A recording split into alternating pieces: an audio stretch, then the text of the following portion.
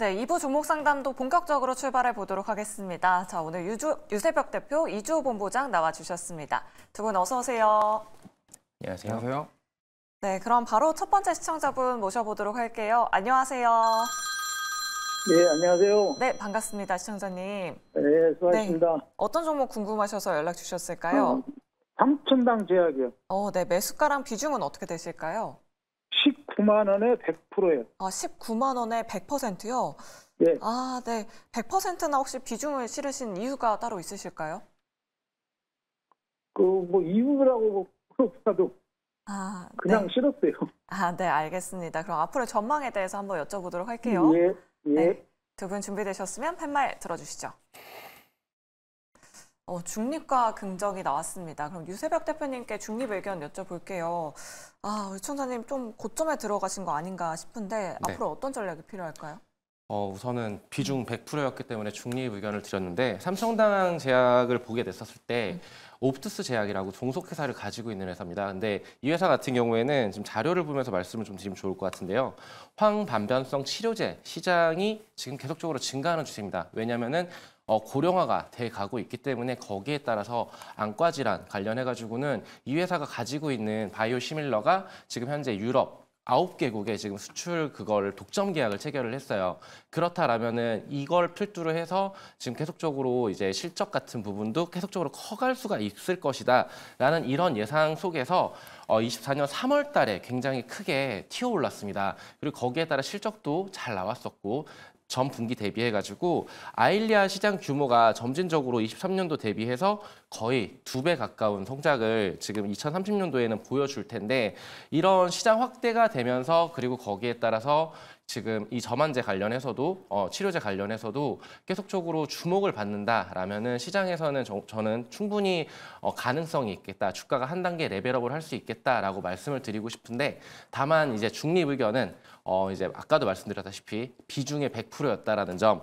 그래서 저는 이 가지고 있는 파워는 있다라고 생각을 합니다. 펀더멘탈적으로도 괜찮고 지금 가격적으로도 그동안의 상승분에 대해서 어느 정도의 조정이 들어왔습니다. 세게 올라왔던 만큼 세게 밀렸는데 그럼에도 불구하고 13만 원 라인은 지켜주는 모습을 보여주었어요. 그러니까 즉 121선, 사람들이 가장 패닉셀이 많이 나오는 구간이 중장기 이평선들을 이탈했었을 때는 아무래도 그 매물들이 패닉셀이 나오는 시점인데 그 가격대를 우선은 지켜주었다라는 점이 조금은 안도의 모습을 보여주고 있고요. 지금 제약바이오가 굉장히 좋습니다. 아무래도 시장의 주도주는 누가 뭐라고 하더라도 지금 이제 바이오 쪽으로 몰려 있는데 저는 이와 관련해가지고 시장을 주도할 만큼의 그때만큼의 거래량들 그러니까 3월 말과 그리고 7월 달 간간히 이렇게 크게 튀어오를 때의 거래량 같이 수급이 어느 정도 들어와 준다라면은 저는 지금 시청자님이 매수하셨던 19만 원대 가격대까지는 한 번쯤은 다시 튀어오를 수도 있다. 근데 이제 23만 원 라인을 돌파를 하기, 전고점이 23만 원을 돌파하기까지에는 많은 힘과 그리고 시간이 어느 정도 소요될 수 있을 것 같다라고 말씀을 좀 드리고 싶습니다. 결론적으로 말씀을 드려서 장기적으로 멀리 봤었을 때는 삼성당 제약이 가지고 있는 이 펀더멘탈과 모멘텀이 크기 때문에 긍정적으로 보여지겠지만 지금 약간 어수선한 시장 상황 속에서 바이오 관련해가지고 다른 지금 바이넥스라던가 삼성바이오로직스라던가 이런 CDMO 기업들이라던가 아니면은 바이오시밀러 관련해가지고 오히려 주목을 끌 수 있는 그런 종목들이 많은 상황입니다. 그렇다면은 삼천당 제약이 여기에서 다시 한번 시장의 주목을 찾을 것인가는 조금은 시간이 소요될 수 있을 것 같다. 근데 그 튀어오르는 시점에 잘 맞춰서 비중 조절을 좀 덜어내셨으면 좋겠고요. 진입가 부분에서 이나 아니면 20만 원 부근에서 그리고 그 이후에 추가적인 상승을 좀 노려보시면 좋을 것 같다라고 의견 드리도록 하겠습니다. 네, 알겠습니다. 삼천당 제약 좀 자세하게 설명 드려봤습니다. 시청자님. 네. 네, 좀 도움이 되셨을까요? 예. 네. 좀 오래 갖고 가면은 전고점까지는 올라나요? 대표님, 좀 네. 추가적인 설명 부탁드릴게요. 지금 여기 자료가 이제 향후에 이 저만제 관련해가지고 이 치료제 관련해가지고 향후 일정이 지금 24년도 1분기부터 4분기까지 허가 신청 및 취득을 하고 제품 판매가 25년도 1월부터 하기 시작합니다. 한국과 캐나다, 일본 그리고 유럽에서는 내년 3분기부터 판매가 시작이 되고 미국 같은 경우에도 25년 1분기 이후에 판매가 시작이 되니까 아무래도 이런 실적들이 올라올 때 그러니까 향후 좀 시간이 좀 소요되겠지만 그 전에 주가라는 것이 모멘텀을 잡아먹는 친구이기 때문에 저는 하반기 내지는 내년 초에는 분명히 튀어오를 것이다 라고 보고 있어서 저는 충분히 정고점 라인은 트라이를 충분히 할 수 있는 종목이라고 말씀을 드리겠습니다. 아, 네, 알겠습니다. 하반기 내년 초까지 좀 들고 가보자라는 의견 남겨드렸습니다. 우리 시청자님 꼭 수익 보시길 바라겠고요. 계속해서 다음 시청자분 바로 연결해 보도록 할게요. 안녕하세요. 여보세요. 네, 시청자님 반갑습니다. 예. 네, 어떤 종목 궁금하셔서 연락 주셨을까요? 예. 네, 시청자님. 슈어테크, 네, 매수가랑 비중은 어떻게 예. 되실까요? 슈어 소프트테크, 예. 네, 매수가랑 비중은 어떻게 되실까요? 5,372원에 네. 20%입니다. 아, 5,300원대면 혹시 오늘 들어가셨을까요, 시청자님? 네, 예, 알겠습니다. 오늘 들어갔습니다. 아, 오늘 들어가셨고요. 아, 네, 알겠습니다. 사자마자 밀려서 걱정 많이 되실 것 같은데 두 분께 바로 여쭤보도록 할게요. 네, 일단 두 분의 의견부터 받아보도록 하겠습니다. 두 분 준비되셨으면 팻말 들어주시죠. 오, 다행히 월긍정 나왔습니다. 이주호 본부장님께 여쭤볼게요. 아, 이 자율주행 모멘텀 받으면서 좀 갭상승으로 출발했는데 네. 사자마자 밀려서 걱정이 되시나 봐요. 어떤 전략이 필요할까요? 네, 일단은 지금 뭐 매수가 대비해서 좀 빠지긴 했습니다. 근데 오늘 사실은 이 자율주행 관련주들이 대부분 다 이런 모습이 나왔어요. 왜냐면 좀 기대감으로 올랐다가 차익 매물이 좀 나왔다 이렇게 좀 해석해 볼 수 있겠고요. 거래량이 좀 나오긴 했는데 그렇게 많은 거래량은 아니다라는 점 참고하셨으면 좋겠고요. 과거에 슈어소프트 이 테크는 그 블록딜 이슈가 있었어요. 현대차 블록딜 이슈가 있었는데 아직 지분이 좀 남아 있는 상태긴 합니다. 하지만 어쨌든 지금 현대차에서 120조를 투자하겠다라고 이야기를 했고요. 그리고 그 중심에는 이제 소프트웨어 중심차 SDV라고 하죠. 이쪽으로에 대한 부분들이 있기 때문에 그거에 대한 모멘텀은 아직 살아 있다라고 저는 볼 수 있다라고 생각합니다. 그렇기 때문에 지금 오늘 들어가셨는데 공교롭게도 이런 좀 음봉이 좀 크게 나와서 좀 당황하셨을 텐데 그동안 보시면요. 주가가 계속 적으로 우하향하는 모습을 보였습니다. 그렇기 때문에 여기에 쌓여있는 어떻게 보면 매물대가 좀 많다라고 생각을 하시면 되겠고요. 오늘 좀 갭상승하기 때문에 그거에 대한 매물이 좀 어느 정도 나왔다라는 부분 그리고 이게 막 진짜로 거래량이 엄청 많이 나오면서 빠진 게 아니기 때문에 근데 좀 거래량이 좀 어느 정도 실리면서 음봉이 나온 부분들은 조금 아쉽다라고 할 수는 있겠지만 그래도 상승 모멘텀 자체가 사라졌다라고 보기에는 어렵다라는 점 그렇기 때문에 제가 봤을 때는 조금 더 지켜보셨으면 좋겠고요. 아무래도 앞으로 지금 뭐 소프트웨어 중심차라던가 지금 뭐 전고체 배터리 관련된 이슈들 그리고 그다음에 BMS 관련된 이슈들이 계속 나오고 있기 때문에 이 전기차와 그다음에 2차 전지, 자동차 이렇게 지금 최근에 조금씩 상승해주는 흐름으로 봤을 때는 이런 자율주행 쪽으로도 한번 모멘텀이 다시 한번 들어오면서 수급이 강하게 들어올 것이다 이렇게 생각을 하고 있습니다. 그렇기 때문에 가격적인 메리트는 좀 충분하다라는 점. 근데 오늘 사실 갭이 떴을 때 여기서 좀 들어갔던 게 조금 아쉽긴 하지만 그래도 지금 여기서 손절하고 나가기엔 좀 아쉽다. 이렇게 봤을 때는 제가 봤을 때는 한 6,000원 라인까지는 좀 올라올 가능성이 충분히 있다고 생각하고 있고 여기서 만약에 거래량이 한 번 더 나와준다고 한다면요. 6,000원 라인까지는 충분히 올라올 수 있기 때문에 지금 비중이 20% 정도 되시는데 추가 매수보다는 일단 가지고 있는 비중을 가지고 조금 더 보시는 게 좋을 것 같습니다. 아, 네, 알겠습니다. 슈어소프트테크 두 분 모두 긍정 의견 남겨주셨습니다. 추가적인 시세 한 번 더 기대해 보도록 할게요. 네, 그럼 계속해서 다음 시청자분 바로 모셔보도록 하겠습니다. 안녕하세요. 예, 안녕하세요. 네, 반갑습니다, 시청자님. 어떤 종목 궁금하셔서 연락 주셨을까요? 에코프로 BM 28만 원 7%인데요. 네. 아, 저 찌질이 같아갖고 이걸 어떻게 해야 되나. 네, 골치 알겠습니다. 아프네요. 뭐 추가 매수에 대한 부분도 고민하시나요, 시청자님? 예, 추가 매수를 해야 될지 아니면 그냥 손절을 매도를 해야지. 그냥 버려야 될지. 네, 알겠습니다. 두 분께 한번 여쭤보도록 할게요. 네. 네, 두 분 준비되셨으면 팻말 들어주시죠. 부정과 중립이 나왔습니다. 그럼 유세벽 대표님께 중립 의견 여쭤볼게요. 사실 에코프로 BM 뭐 시총 1위 자리로 내주고 요즘에는 뭐 셀 3사 이야기만 나오지 네. 이런 에코프로 그룹주 이야기는 전혀 나오지 않고 있는 것 같아요. 지금이라도 손절하는 게 나을까요? 솔직하게 말씀드려서 지금 계속적으로 기간적인 횡보를 하고 있어요. 네. 그러니까 계속 조정을 주고 있는데 박스에 갇혀서 돌파를 못 해주고 있습니다. 이런 입장에서 잘라내는 것이 맞냐라고 했었을 때 지금 시간이 너무 아깝습니다. 근데 그렇다고 해서 또 기회비용을 날릴 수는 없다라는 부분도 저는 전적으로 동의를 하고 있거든요. 근데 지금 어느 정도 2차 전지들이 그 바닥을 다지고 이제 올라갈 수 있겠구나라는 그런 식의 얘기들이 많이 오고 가고 있어요. 하지만 실적으로 증명을 해보여야 되는데 8월 1일자 리포트에는 뭐라고 나왔었냐면 이제 좀 그래도 저가를 좀 더 기다려보자. 좀 더 떨어질 거를 기다려보자. 그러니까 의견을 목표 주가를 상향 조정하거나 아니면은 홀딩하는 것이 아니고 그냥 기다려보자. 라는 식의 얘기를 했었고 그리고 거기에 대해서 추가적으로 리포트가 최근에도 나왔었는데 피해갈 수 없는 도미노라고 해서 에코프로비엠이 지금 결국에는 그 실적이 성적표가 좀 좋지 않았었다라는 부분들 이런 부분들이 좀 강하게 어필이 되고 있고요.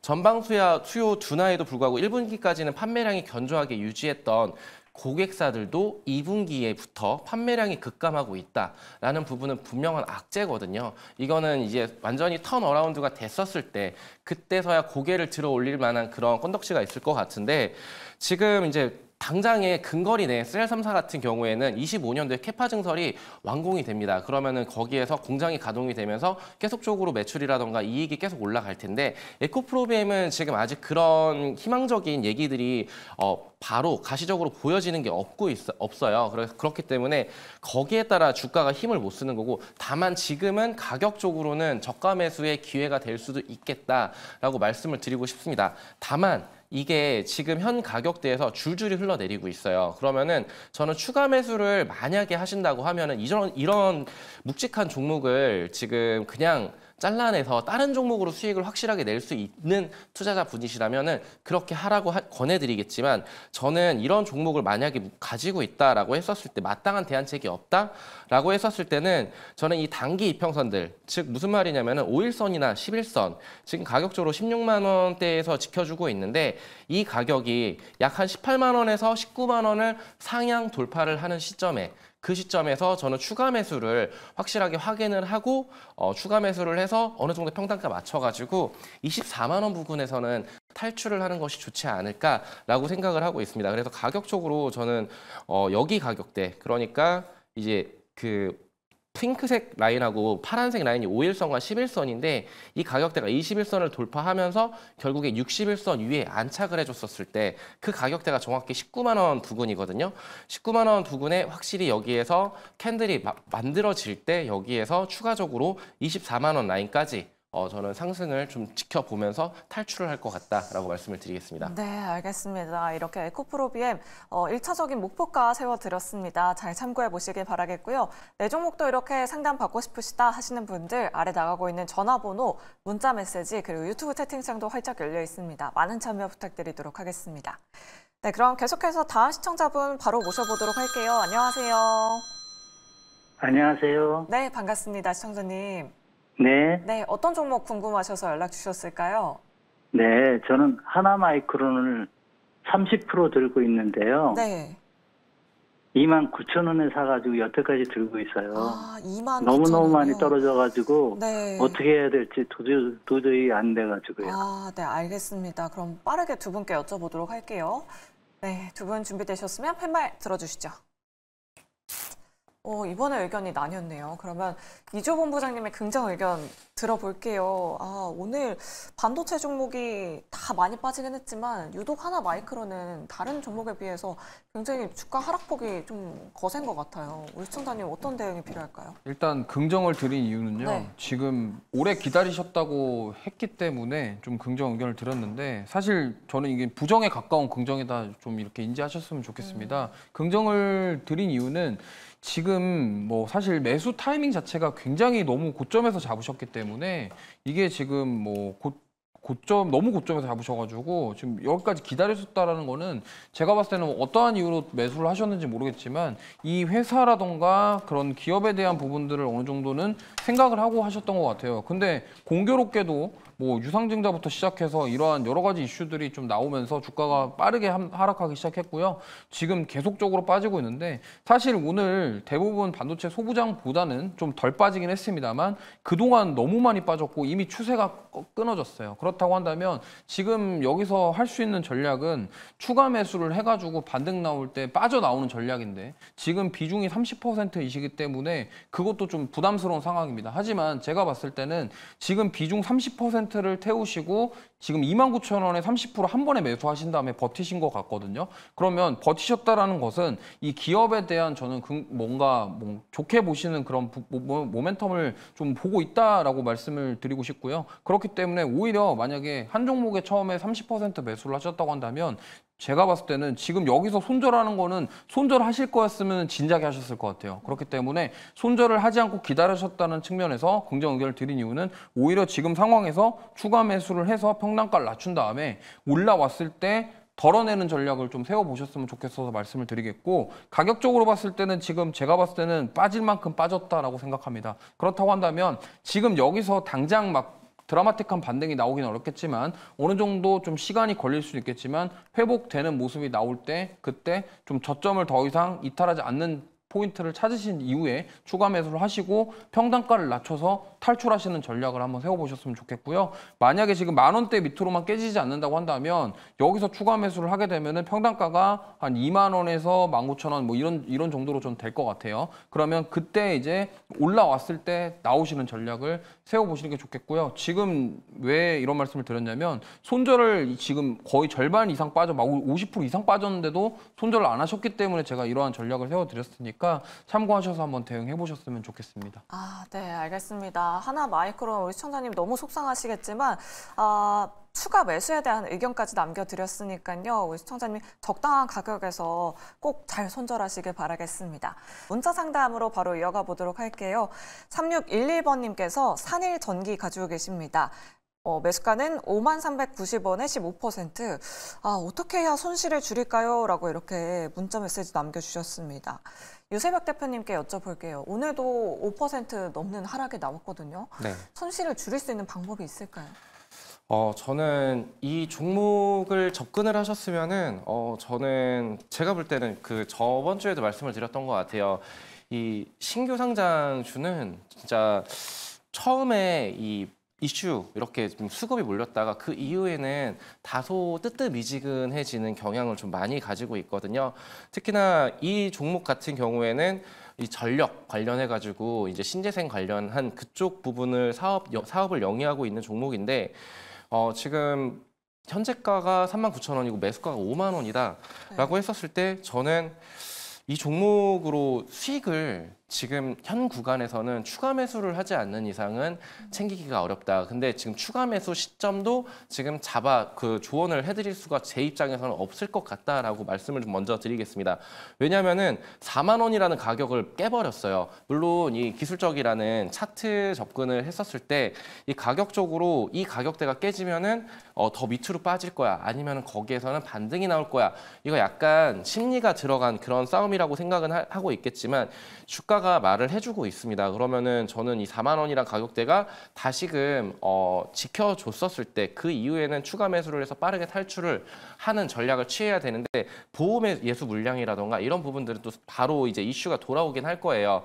그러면 이런 것들을 대비를 했었을 때 저는 여기에 대한 향후 모멘텀 저도 솔직히 이 종목을 뚫어지게 쳐다봤던 건 아니지만 뭐 실적은 나쁘지 않은 것 같네요. 근데 그렇다고 해서 단기적으로 이 신규 그 상장주에 대해서 관심을 가지고 사람들이 이슈가 그러니까 첫 거래일 상장 첫 거래일과 이틀째 이때만큼의 그 거래량이 터져줄 것인가는 조금은 갸우뚱거리고 있고요. 그렇기 때문에 저는 손실을 최소화하고 싶다라고 하면은 그리고 다른 종목으로 대안책이 없더라도 저는 신규 상장 종목은 저는 좀 빠르게 나오는 게 좋지 않겠나. 그래서 42,000원이라는 가격대 정도 오면은 물량을 좀 덜어내시던가 아니면 거기서 추가 매수를 해서 45,000원 부근까지 오면은 그냥 빠르게 손절하고 나오는 것이 좋지 않을까라는 의견을 좀 드리도록 하겠습니다. 네, 알겠습니다. 신규 상장주 들어가셨는데요. 공모가가 35,000원입니다. 유세백 대표님께 추가적으로 여쭤볼게요. 공모가를 만약에 이탈한다면 추세적으로 더 밀릴 가능성도 염두에 둬야 될까요? 저는 밀린다고 봅니다. 아, 더 네. 만약에 알겠습니다. 그런다라고 하는데 근데 이 종목의 리포트 같은 것도 좀 참고를 해보셨으면 좋겠어요. 이게 미국 노후 전력망 교체가 지속이 되고 있고 특수 변압기에서의 높은 성장은 예상이 되고 있지만 거기에 따라서 지금 얘네가 지금 당장에 모멘텀을 붙여가지고 근시일 내에 그러니까 한 요번 연도 이내에 치고 나갈 수 있는 원동력이 저는 가시권에 있지는 않아 보입니다. 내년까지 좀 기다려 봐야 되지 않을까라고 하는데 아까도 말했지만 시간이 지날수록 보호에서 물량이 풀리고 거기에서 수급을 어떻게 빨아갈 것인가 이런 부분들도 충분히 고려를 해야 되거든요. 그렇기 때문에 저는 이 공모가 밑으로 밀린다라고 하면은 저는 빠르게 손절을 치는 게 맞겠다라고 말씀을 좀 드리겠습니다. 네, 알겠습니다. 뭐 실적도 좋고 기업 내용도 좋지만 이 신규 상장주이니만큼 이 라온 물량에 대한 부분 좀 잘 대비를 해보셔야 될 것 같다라고 이렇게 말씀드려봤습니다. 다음으로 유튜브 채팅창에서 궁금해요님께서 사주 시푸드를 가지고 계세요. 매수가는 8,270원에 30% 가지고 계십니다. 너무 손실이 큰데 어째야 할까요? 라고 이렇게 남겨주셨어요. 이조 본부장님께 여쭤보도록 하겠습니다. 우리 시청자님 너무 또 고점에 들어가셨네요. 아마 그때 뭐 그린벨트 이슈 있을 때 들어가신 것 같거든요. 네. 어떤 전략이 필요할까요? 일단 매수 타이밍 자체가 좀 고점이었던 부분이 있고요. 네. 특히나 이제 여기 사주그룹 같은 경우는 그 김 관련 그리고 냉동김밥 그런 테마 위주로 좀 타고 올라왔다 이렇게 보시면 되겠고 그게 지금 어느 정도 기대감이 너무 컸다. 좀 약간 반도체랑 느낌 비슷하다 보시면 돼요. 지금 엔비디아 같은 경우도 실적은 잘 나오는데 근데 앞으로 약간 우리가 기대했던 것보다 못하는데 이래서 지금 주가가 저렇게 급락하는데 지금 사주 시푸드 같은 경우는 그때 이제 이슈가 나왔던 게 냉동김밥 사업에 대해서 이제 제대로 할 거다 이거였거든요. 그거에 대한 기대감이 너무 과도했다라는 점 그리고 이거에 대해서 그럼 앞으로 실적은 어떻게 될 것인데 이제 생각해 보니까 이거 너무 단기간에 너무 과도하지 않았나. 그리고 뭐 삼양식품이라던가 대부분 음식료 기업들 움직일 때 사실 사조그룹은 움직이지 않았어요. 근데 뒤에 나중에 냉동김밥 이슈가 더해지면서 올라갔기 때문에 제가 봤을 때는 이슈에 의한 좀 약간 테마성 상승이 좀 컸다 이렇게 좀 보고 있거든요. 그렇기 때문에 지금 이렇게 계속 빠지고 있는 상황은 지금 음식료 기업들 대부분이 다 이렇게 좀 빠지고 있는 상황이에요. 그러다 보니까 실적 앞으로 3분기, 4분기 실적이 잘 나오냐 안 잘 나오냐 이거에 따라서 향방이 가릴 것으로 보고 있고요. 지금 만약에 여기서 기술적인 반등을 노려본다고 한다면 사실 6,500원 이탈을 하지 않았어야 되는데 지금 저점이 좀 낮아지고 있는 모습이 보이고 있습니다. 그렇기 때문에 이 부분을 감안을 한다고 한다면 제가 봤을 때는 여기서 한 번 더 무너져서 만약에 6,000원까지 이탈을 하게 된다. 그러면은 이거는 제가 봤을 때 손절도 한번 고민을 해보셔야 될 것 같습니다. 왜냐하면 이거를 그냥 가지고 있어서 우리가 반등을 노려볼 수 있을 것이냐 뭐 기다리면 될 것이냐 이거에 대한 판단이 저는 아직 안 들어요. 왜냐하면 거래량도 많이 줄었고요. 시장에서 지금 소외를 다시 받기 시작했습니다. 그렇다고 한다면 이 냉동김밥이 다시 잘 팔려요? 잘 돼요가 나오려면은 결국에는 3분기 실적까지 또 기다려야 된다는 소리거든요. 그럼 그 기간은 기다리는 동안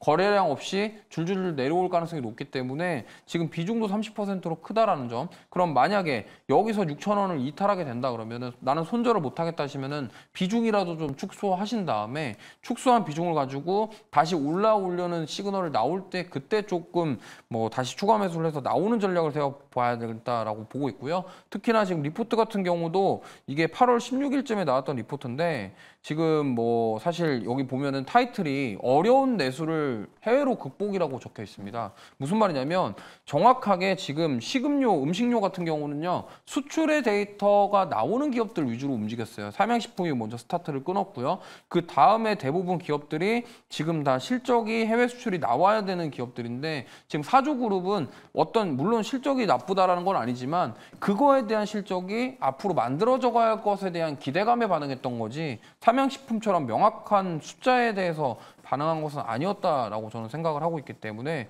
지금 이 리포트에도 어쨌든 앞으로 해외 실적에 대한 성장에 대해서를 더 집중을 해야 된다는 내용이 나와 있고요. 뭐 여기 최선호주는 삼양식품이라던가 뭐 농심, 롯데칠성 이렇게 되어 있는데 제가 봤을 때는 이러한 지금 증권사에서 나오는 이야기들 그리고 제가 지금 뭐 기술적으로 봤을 때도 지금 이 사주 시푸드 같은 경우는 냉동김밥이라던가 그런 사업에 대한 이슈가 다시 부각되지 않는 한 반등이 쉽지 않을 것이다. 이렇게 좀 말씀드리겠습니다. 아, 네, 알겠습니다. 사주 시푸드 자세한 대응 전략 말씀드려봤습니다. 내일 시장에서 잘 참고해 보시면 좋을 것 같고요.